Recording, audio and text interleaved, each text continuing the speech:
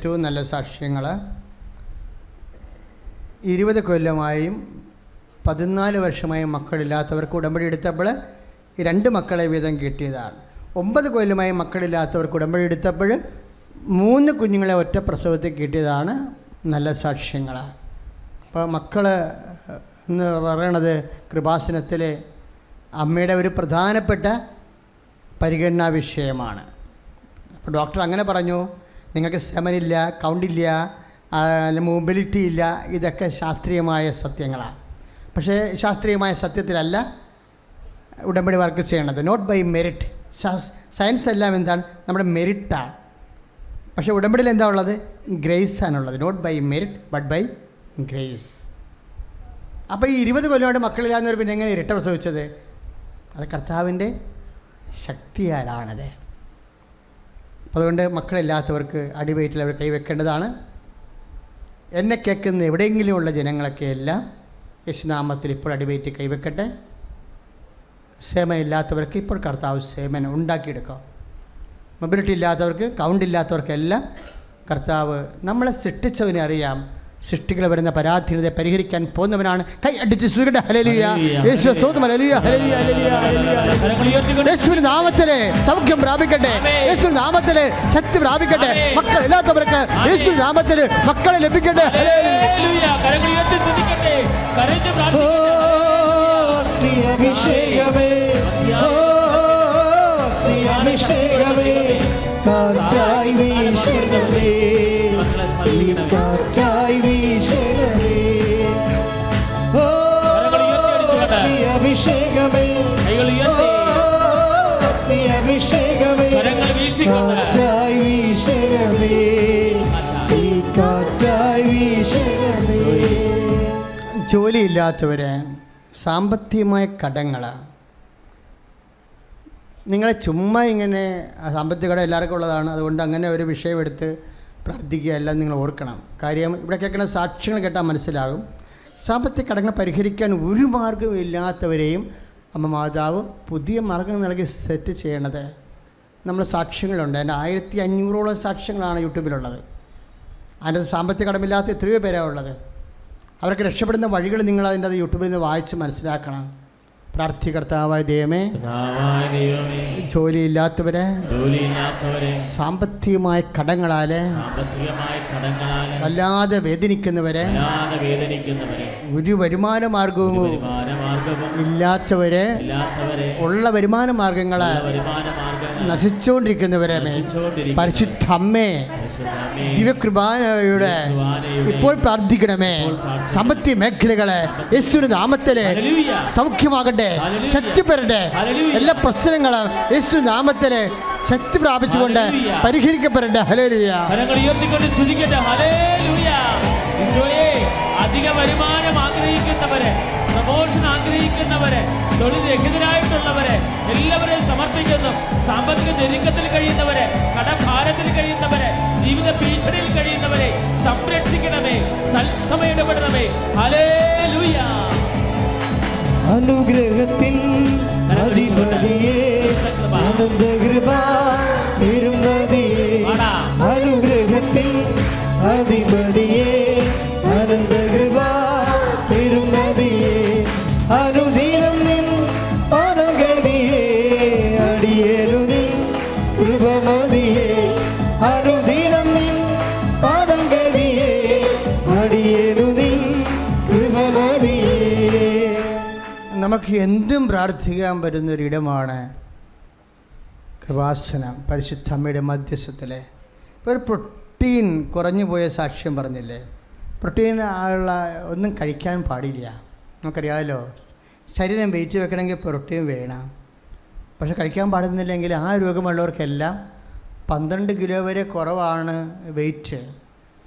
പക്ഷേ ഈ പർട്ടിക്കുലർ മകനെ വെയിറ്റിന് കുറവില്ല. പ്രോട്ടീൻ കഴിക്കാതെ തന്നെ വെയിറ്റ് മെയിൻറ്റെയിൻ ചെയ്തു പോകുന്നൊരു സാക്ഷ്യം നമ്മൾ കേട്ടായിരുന്നു. അതെല്ലാം ഈ നോട്ട് ബൈ മെറിറ്റിൽ വർക്ക് ചെയ്യുന്ന, ആ ഇക്വേഷനിൽ വർക്ക് ചെയ്യുന്ന സാക്ഷ്യങ്ങളാണ്. അവൻ്റെ തൂക്കത്തിന് കുറവൊന്നുമില്ല.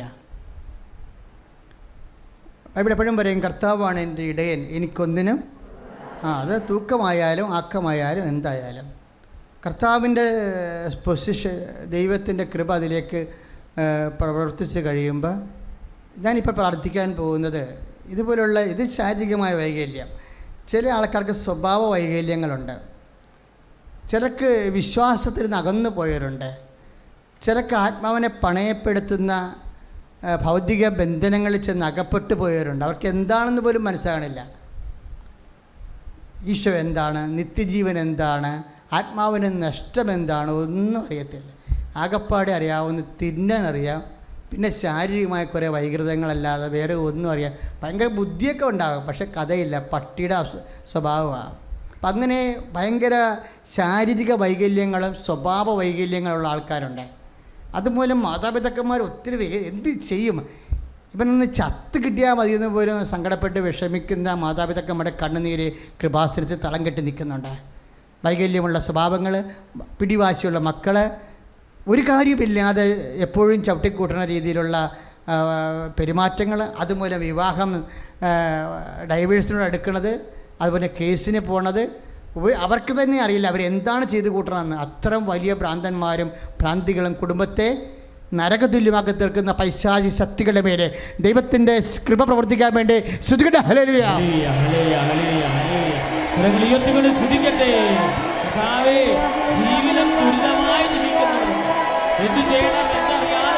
Lord Jesus, pour out your spirit.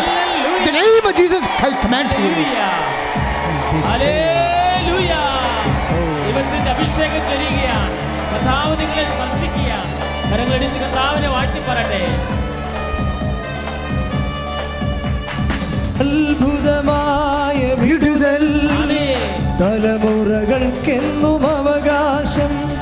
അത്ഭുതമായ വിടുതൽ തലമുറകൾക്കെന്നും അവകാശം. യേശുവിൻ ബലിയുടെ യോഗ്യതയാ ബന്ധനത്തിൽ നിന്നും വിടുതൽ.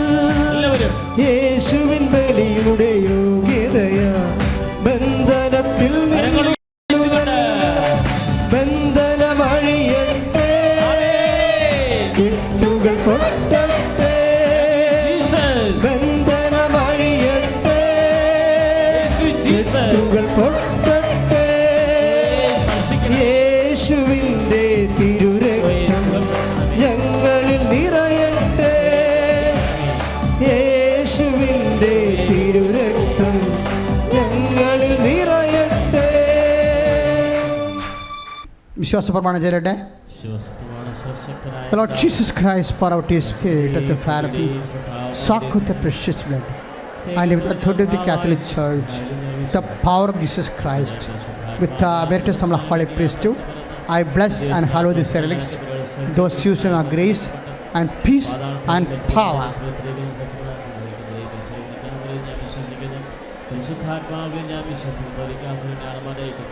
പാപങ്ങളുടെ മോചനത്തിലും ശരീരത്തിലെ നിത്യമായ ജീവിതത്തിൽ ഞാൻ വിശ്വസിക്കുന്നു. ആമേൻ. സ്വർണ്ണമാലകളെല്ലാം നിങ്ങളുടെ വിലപിടിച്ച വസ്തുക്കൾ നിങ്ങൾ സ്വകാര്യമായി സൂക്ഷിക്കേണ്ടതാണ്. തിരക്കുള്ളതുകൊണ്ട് ചില ബുദ്ധിമുട്ടുകൾ ഉണ്ടാകുന്നുണ്ട്. ഇവിടെ പ്രത്യേകം ശ്രദ്ധിക്കേണ്ടതാണ്.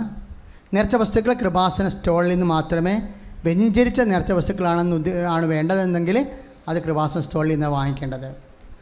പുറത്ത് നാട്ടുകാർ അവരുടെ ജീവിത ആവശ്യത്തിന് വേണ്ടി വിൽക്കുന്നുണ്ട്. അതും കൃപാസനമായിട്ടൊരു ബന്ധമില്ല, വെഞ്ചരിച്ചതല്ല. കൃപാസനത്തിൻ്റെതാണെന്ന് പറഞ്ഞുകൊണ്ട് അത് ഉപയോഗിക്കേണ്ട കാര്യമില്ല. നിങ്ങൾക്ക് എന്തെങ്കിലും അത്യാവശ്യം ഉണ്ടെങ്കിൽ അത് ഉപയോഗിച്ച് മേടിക്കുന്നതിൻ്റെ അച്ഛന് വിരോധമില്ല.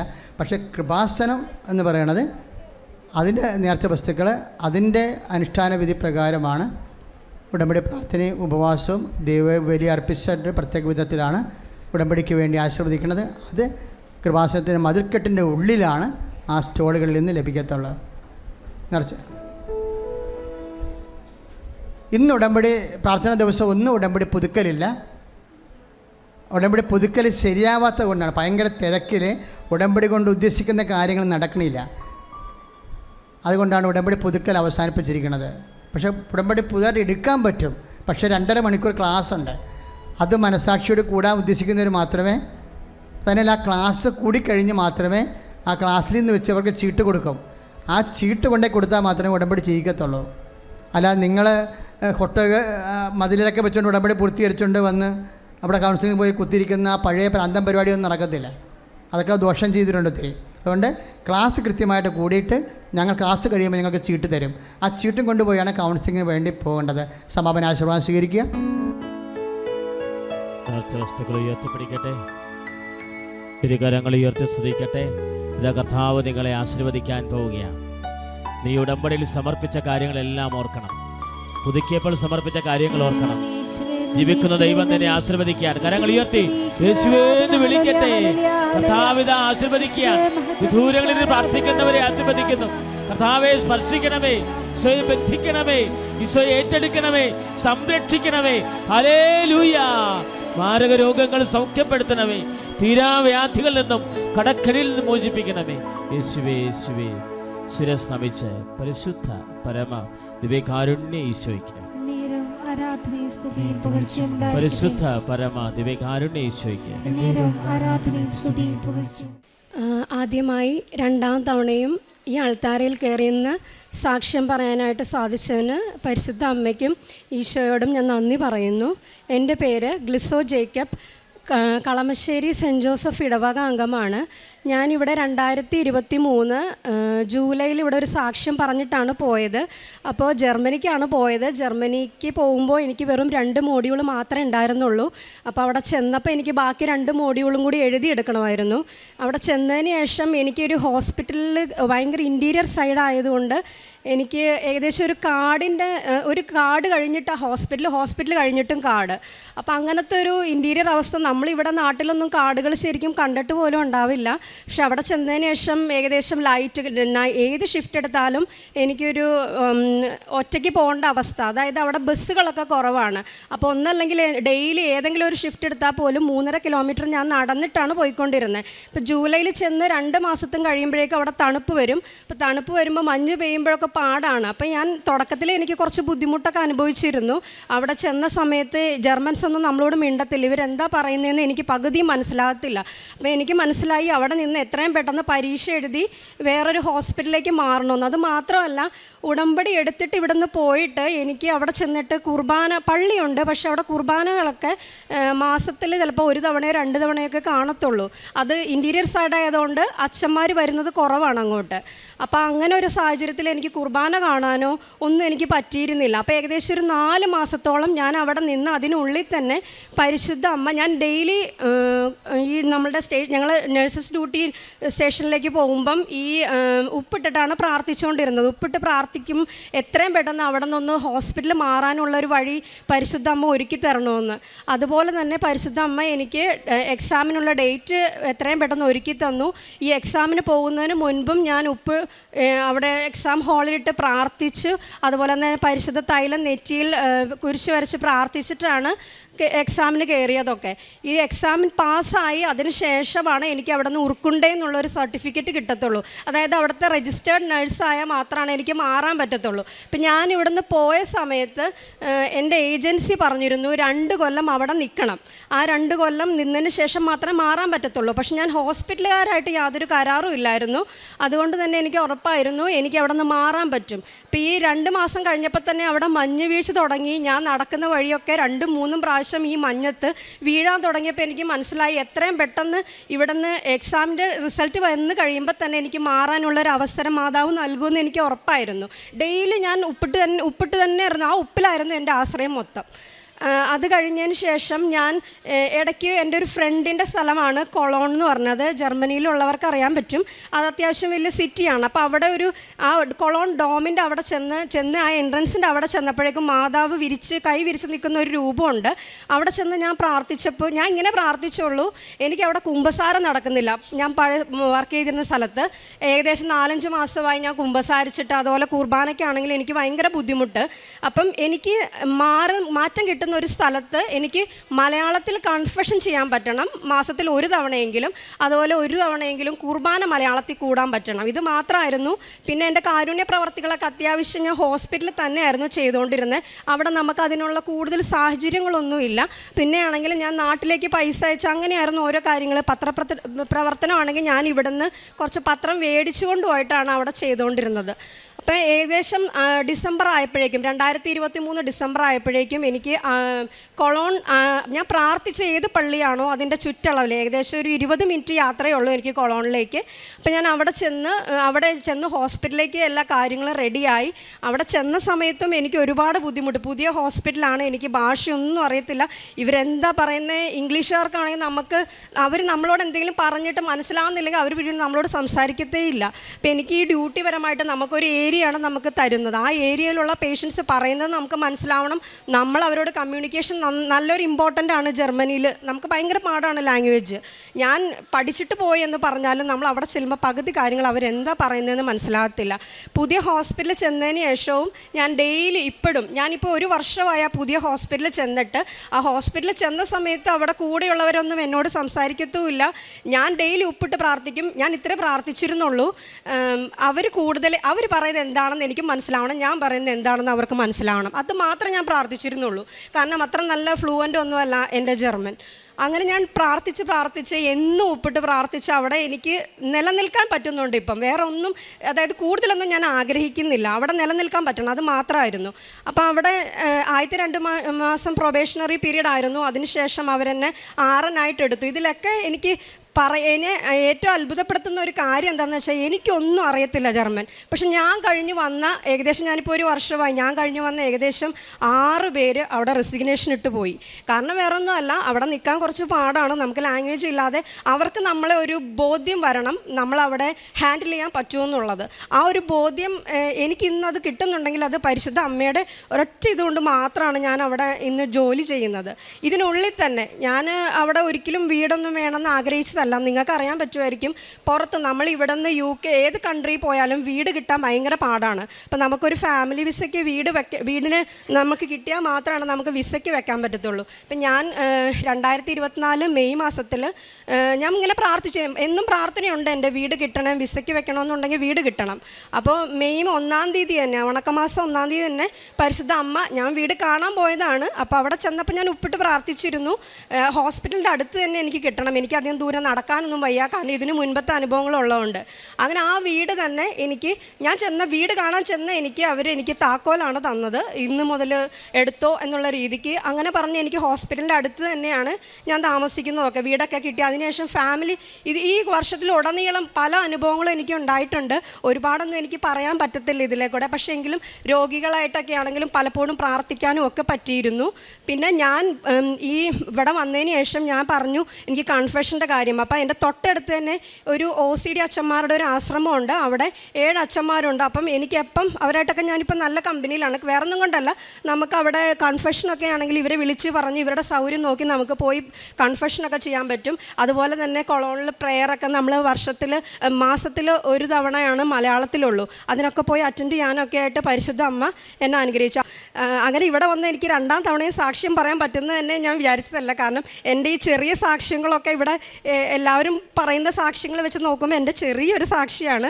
പക്ഷേ എങ്കിലും എന്നെ ഇത്ര അനുഗ്രഹിച്ചു. അതുപോലെ തന്നെ ഫാമിലി വിസയ്ക്ക് ഞാൻ അവിടെ നിന്ന് 3 മാസം വെച്ചിട്ടൊരു അറിവുമില്ലായിരുന്നു. ഞാൻ ഇവിടെ നാട്ടിൽ വരുന്നേക്കാൾ മുൻപ് ഞാൻ ഇങ്ങനെ പ്രാർത്ഥിച്ചിരുന്നു, ഞാൻ നാട്ടിൽ എന്ന് വരുന്നു വരുന്ന അന്ന് തന്നെ ഇവിടെ വന്ന് ഞാൻ ഈ 1.5 വർഷമായിട്ടുള്ള പത്രം കൊടുക്കാതിരുന്നിട്ടുണ്ട്. അതായത് അവിടെ ആയത് കാരണം. ഇപ്പം ഇവിടെ വന്നിട്ട് നാട്ടിൽ വെച്ച് ചെയ്യുന്ന ആദ്യത്തെ അതായിരിക്കും എന്ന് ഞാൻ പ്രാർത്ഥിച്ചിട്ടാണ് വന്നത്. അതുപോലെ തന്നെ ഞാൻ 28-ാം തീയതി ഫെബ്രുവരി വന്നു. 2-ാം തീയതി ഇവിടെ വന്ന് ഏകദേശം പാത്രങ്ങളൊക്കെ വാങ്ങിച്ചു. ഞാൻ വേളാങ്കണ്ണിയിലൊക്കെ പോയി. അവിടെ നിന്ന് തിരിച്ച് വന്നു, പത്രങ്ങളൊക്കെ കൊടുക്കേണ്ടതെല്ലാം കൊടുത്തു. ഇവിടെ നിന്ന് ഇപ്പം ഞാൻ ജർമ്മൻ പത്രമായിട്ട് ഞാൻ ഈ ഞായറാഴ്ച പോവുകയാണ്. എൻ്റെ ഫാമിലി വിസയൊക്കെ റെഡി ആയത് ഇവിടെ വന്ന് ഈ പത്രം കൊടുക്കുന്ന സമയത്ത് എൻ്റെ വീട്ടിൽ നിന്ന് മമ്മി വിളിച്ചു പറഞ്ഞു, ഇങ്ങനെ മെയിൽ വന്നിട്ടുണ്ട്, ഇതാണ് റിലീസ് ചെയ്തിട്ടുണ്ടെന്ന് പറഞ്ഞു നമ്മളുടെ വിസയുടെ.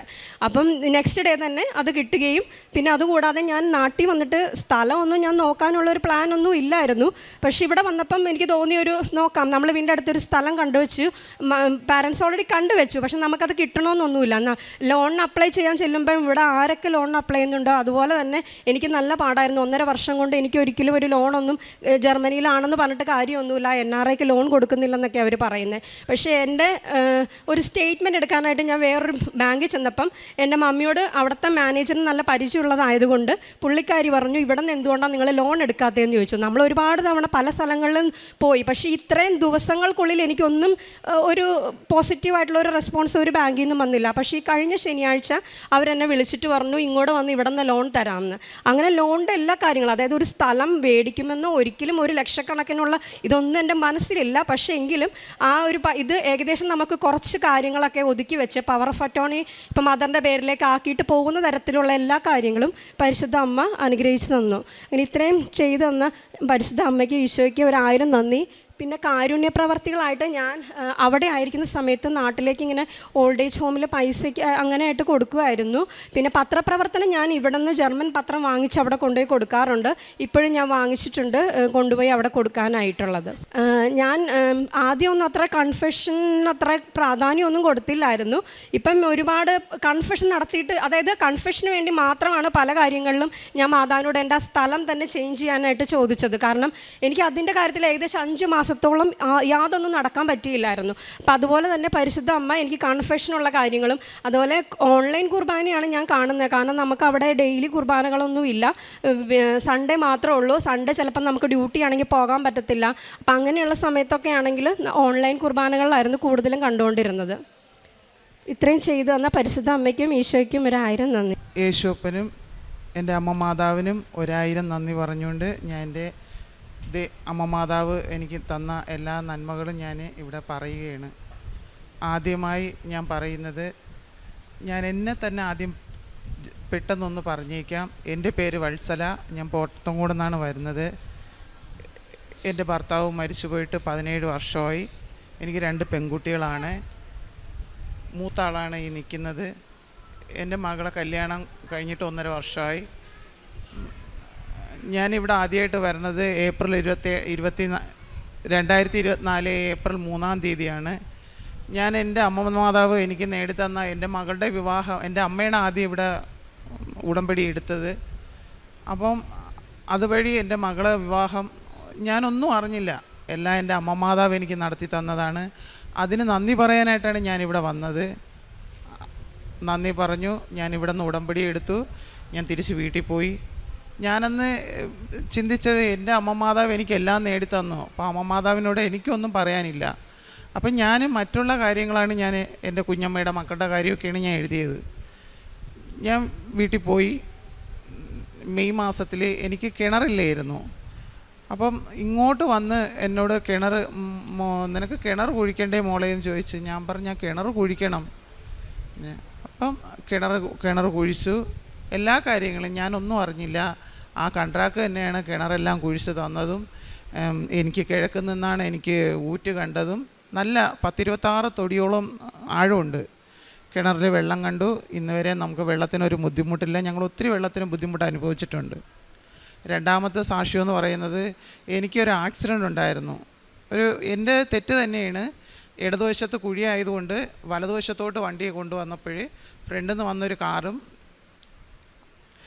ഞങ്ങളും കൂടെ ഒരു വലിയൊരു സൗണ്ട് കേട്ട് ഞാൻ കൊണ്ട് വണ്ടി ഒരു സൈഡിൽ ഒതുക്കി, അവർ കൊണ്ട് വലത് സൈഡ് വണ്ടി ഒതുക്കി. ആ സമയത്ത് ഒരു വിറയലായിരുന്നു. എന്ത് സംഭവിച്ചെന്നൊന്നും അറിയാൻ വയ്യ. ഞാൻ നോക്കുമ്പോൾ എനിക്കും എൻ്റെ ഈ മോക്കും ഒരു കുഴപ്പമില്ല. അപ്പോൾ എനിക്ക് പൂർണ്ണ ഉറപ്പായിരുന്നു ആ കാറുകാർക്ക് എന്തോ സംഭവിച്ചു. എല്ലാവരും നോക്കി നിന്നു അന്തം വിട്ടു. ഒരു വലിയൊരു സൗണ്ട് കേട്ടതുകൊണ്ട് എന്ത് സംഭവിച്ചെന്നറിയാൻ വയ്യ. അപ്പോൾ എൻ്റെ അടുത്ത് നിന്ന് ഒരു ചേട്ടൻ പറഞ്ഞ്, മോളെ ഒരു കാര്യം ചെന്ന് അവർ ഒന്ന് നോക്ക്, സോറി പറ, എന്താണ് സംഭവിച്ചതെന്ന്. ഞാൻ ഓടി വന്ന്, ഞാൻ അടുത്ത് വന്നപ്പോൾ ഞാൻ ആദ്യം കണ്ടത് ആ കാറിൻ്റെ ഫ്രണ്ടിൽ ജപമാല തൂങ്ങിക്കിടക്കണതാണ്. അപ്പോൾ എനിക്കൊരു സമാധാനമായി. ഞാൻ വന്ന് ചോദിച്ച് എന്തെങ്കിലും കുഴപ്പമുണ്ടോ? അപ്പോൾ അവർ പറഞ്ഞു ഞങ്ങൾക്കൊരു കുഴപ്പമില്ല, ആ സ്കൂട്ടറിൽ പോയവർക്കൊന്ത് കുഴപ്പമുണ്ടാകുന്നു. ഞാൻ പറഞ്ഞു ഞാനാണ് മാമ വണ്ടി ഓടിച്ചത്, ഒരു കുഴപ്പമില്ല. അമ്മ മാതാവ് അവിടെയും ഞങ്ങളെ ഒരാപത്തുമില്ലാതെ കണ്ണിലെ കൃഷ്ണമണി പോലെ അമ്മ കാത്തു പരിപാലിച്ചു. പിന്നെ ഉള്ള ഒരിതെന്ന് വെച്ചാൽ എൻ്റെ മോളെ കല്യാണം കഴിഞ്ഞു, പറഞ്ഞല്ലോ, മോളെ ഗർഭിണിയായി, സന്തോഷമുള്ള കാര്യമാണ്.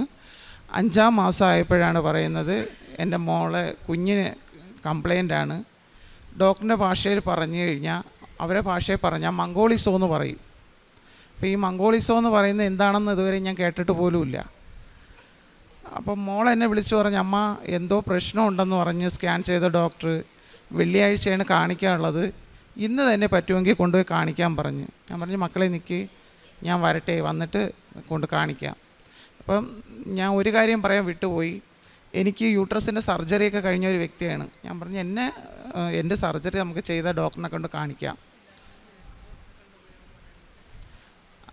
അങ്ങനെ ഞങ്ങൾ ഡോക്ടറിനെ കൊണ്ട് കാണിച്ചു. ആ സ്കാനിങ് റിപ്പോർട്ട് ഡോക്ടറിനെ കൊണ്ട് കാണിച്ചപ്പോൾ ഡോക്ടർ ഇങ്ങനെ പറഞ്ഞു,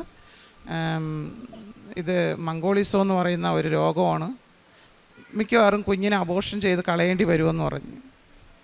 അബോർഷൻ ചെയ്യുന്ന 5 മാസമായ ഒരു കുഞ്ഞിനെ അബോർഷൻ ചെയ്ത് കളയുക എന്ന് കേൾക്കുമ്പോൾ നമുക്കെല്ലാവർക്കും അതൊരു വലിയൊരു വിഷമമായിരുന്നു. ആ സമയത്ത് ഞാൻ അമ്മ മാതാവ് നമുക്ക് തന്നിട്ട് അത് തിരിച്ചെടുക്കരുതേ അമ്മയെന്ന് പറഞ്ഞ് വീട്ടിൽ വന്നു. ഞാൻ അമ്മയുടെ വിശുദ്ധ തൈലം എടുത്ത് എൻ്റെ മകളുടെ ഉദരത്തിൽ പുരട്ടി ഞാൻ വിശ്വാസ പ്രമാണം ചൊല്ലി പ്രാർത്ഥിച്ചു. പിറ്റേന്ന് എൻ്റെ മോളെ ആ ഡോക്ടർ തന്ന ഒരു നമ്പറിൽ കാണിക്കാനായിട്ട് കൊണ്ടുപോയി. ഞാനല്ല പോയത്, അവർ അനിയത്തിയും ചേട്ടത്തിയും കൂടെ പോയി. ഞാൻ സ്കൂൾ ഉച്ചഭക്ഷണം ഉണ്ടാക്കുന്ന ഒരു വ്യക്തിയാണ്. എനിക്ക് സ്കൂളിൽ പോയാലേ ഒക്കുള്ളൂ. ഞാൻ അവിടെ ചെന്നിരിക്കും. ചൊവ്വാഴ്ച ദിവസമാണ് ഞാൻ അവിടെ ഇരിക്കണമെങ്കിലും ഞാൻ ആ സമയത്ത് ഞാൻ പ്രാർത്ഥിച്ച്, അമ്മ മാതാവേ, ഇന്ന് നടക്കുന്ന ധ്യാനത്തിൽ എൻ്റെ കുഞ്ഞിന് ഒരു ആപത്തും ഇല്ല എന്നുള്ള ഒരു ഇതെനിക്ക് തരണേ അമ്മയെന്ന് പറഞ്ഞ് ഞാൻ പ്രാർത്ഥിച്ചു. അപ്പം ഡോക്ടർ പറഞ്ഞയച്ചത്, ഇന്ന് നിങ്ങൾക്ക് ഡോക്ടറിനെ കാണാൻ കിട്ടുമോയെന്ന് അറിഞ്ഞുകൂടാ, എന്നാലും നിങ്ങൾ പോയി കാണാൻ പറഞ്ഞു. പക്ഷേ അവിടെ ചെന്നപ്പോഴേ അവർക്ക് ഡോക്ടറിനെ കാണാൻ പറ്റി. ഒരു 4 മണിക്കൂർ കഴിഞ്ഞിട്ട് വെയിറ്റ് ചെയ്യാമെന്നുണ്ടെങ്കിൽ ഡോക്ടർ കാണാമെന്ന് പറഞ്ഞു. കണ്ടു. ഡോക്ടർ സ്കാൻ ചെയ്തു. 98% ഒരു കുഴപ്പമില്ലയെന്ന് അമ്മ മാതാവ് ഞാൻ ഉറപ്പ് തന്നു. അവിടെ നിന്ന് തിരിച്ച് വീട്ടിൽ വന്ന് ബ്ലഡൊക്കെ ടെസ്റ്റ് ചെയ്യാനുണ്ടായിരുന്നു. ടെസ്റ്റ് ചെയ്തു. 98% ഒരു കുഴപ്പമില്ലയെന്ന് അറിഞ്ഞു. എന്നാലും നമ്മളെല്ലാവരുടെ ഉള്ളിലുള്ളതുപോലെ ഒരു വിഷമം എൻ്റെ ഉള്ളിലും ഉണ്ടായിരുന്നു. ഞാൻ ആരാധന കേട്ടുകൊണ്ടിരുന്നപ്പം ജോസഫ് അച്ഛൻ ചോദിച്ച ഒരു ചോദ്യമാണ്, നിൻ്റെ വിശ്വാസം എവിടെ? അപ്പോഴും ഞാൻ ആലോചിച്ച്, ശരിയാണ്, ഞാൻ എന്തിനാണ് ഈ കിടന്ന് കരയുന്നത്? എൻ്റെ അമ്മ മാതാവ് നമ്മളെ കൂടെ ഉണ്ടെങ്കിൽ പിന്നെ എന്തിനും നമ്മൾ കരയണം? തിരിച്ച് എൻ്റെ മോള് ഡോക്ടറിനെ കൊണ്ട് നമ്മൾ റിസൾട്ടൊക്കെ കൊണ്ട് കാണിച്ച്. അപ്പോൾ ഡോക്ടർ പറഞ്ഞ് നമുക്ക് നോക്കാം, 98% കുഴപ്പമില്ല എന്ന് പറയുന്നുണ്ട്. എൻ്റെ മോള് 8ാം മാസത്തിലാണ് പ്രസവിച്ചത്. എൻ്റെ മാതാവ് ഒരു കുഴപ്പമില്ലാതെ ഒരു ആരോഗ്യമുള്ള ഒരു കുഞ്ഞിനെ, ഒരു പെൺകുഞ്ഞിനെ നമുക്ക് തന്നിരുന്നു. ഞാൻ ഈ സമയത്തൊക്കെ ഞാൻ ഒരുപാട് പേരുടെ അടുത്ത് പറഞ്ഞ സമയത്ത് ഒരുപാട് പേര് എൻ്റെ അടുത്ത് പറഞ്ഞതെന്ന് വെച്ചാൽ, വത്സേ, ഈ ഒരു പെൺകുട്ടിയാണെങ്കിൽ നീ എന്ത് ചെയ്യും? അബോർഷൻ ചെയ്യുന്നതല്ലേ നല്ലത് എന്ന് ഒരുപാട് പേര് എൻ്റെ അടുത്ത് ചോദിച്ചു. കാരണം ഈ മംഗോളിസോ എന്ന് പറയുന്നത് നമ്മളെ ഭാഷയിൽ പറഞ്ഞാൽ മന്ദബുദ്ധി അത് തന്നെയാണ്. കാരണം എനിക്കറിയാമെന്നുള്ള 1-2 മക്കളെ എനിക്കറിയാം. ഒന്നുകിൽ ബുദ്ധിയുള്ള കുഞ്ഞിനാണെങ്കിൽ അംഗവൈകല്യമായിരിക്കും, ബുദ്ധിയില്ലാത്ത കുഞ്ഞിനാണെങ്കിൽ അംഗവൈകല്യം കാണില്ല. അപ്പം എല്ലാവരും എൻ്റെ അടുത്ത് പറഞ്ഞപ്പോൾ എൻ്റെ മനസ്സിനകത്തും ഒരു ഇതുണ്ടായിരുന്നു, ശരിയാണ്. പക്ഷേ ഞാൻ അമ്മ മാതാവിനെ സമർപ്പിച്ചപ്പോഴേ അമ്മ മാതാവ് എനിക്ക് ഒരു കുഴപ്പമില്ലാത്ത ആരോഗ്യമുള്ള ഒരു കുഞ്ഞിനെ എനിക്ക് തന്നു. പിന്നെയുള്ള എൻ്റെ കാരുണ്യ പ്രവൃത്തി എന്ന് പറയുന്നത്, ഞാൻ കൂടുതലും ക്യാൻസർ രോഗികളെയാണ് ഞാൻ കാണാൻ പോകുന്നതും അവർക്ക് തന്നെയാണ് ഞാൻ സഹായിക്കുന്നതും. പിന്നെ പത്രം, ഇവിടുന്ന് വാങ്ങിക്കുന്ന പത്രങ്ങളെല്ലാം ഞാൻ ഓരോ വീടുകളിൽ, കൂടുതലും ഞാൻ നമ്മുടെ ക്രിസ്ത്യൻസിൻ്റെ വീടുകളിൽ പോകില്ല, മറ്റുള്ള വീടുകളിൽ പോയി ഞാൻ എൻ്റെ കുഞ്ഞിൻ്റെ കാര്യവും പറഞ്ഞു തന്നെയാണ് ഞാൻ അവരുടെ മുമ്പിൽ എന്നെ തന്നെയാണ് സാക്ഷ്യപ്പെടുത്തി എൻ്റെ അനുഭവവും എൻ്റെ കുഞ്ഞിൻ്റെ സാക്ഷ്യവുമാണ് ഞാൻ പറഞ്ഞ് എല്ലാവരെയും ഞാനത് പറഞ്ഞ് ബോധ്യപ്പെടുത്തി. ഒത്തിരി നേരം ഞാൻ ഒരു വീടുകളിലിരുന്ന് പ്രാർത്ഥിക്കുകയും കാര്യങ്ങൾ പറഞ്ഞു കൊടുക്കുകയും ചെയ്യാറുണ്ട്. ഇത്രയൊക്കെ ചെയ്തു തന്ന എൻ്റെ അമ്മ മാതാവിനും എൻ്റെ യേശുപ്പനും 1000 കോടാനുകോടി നന്ദി പറഞ്ഞുകൊണ്ട്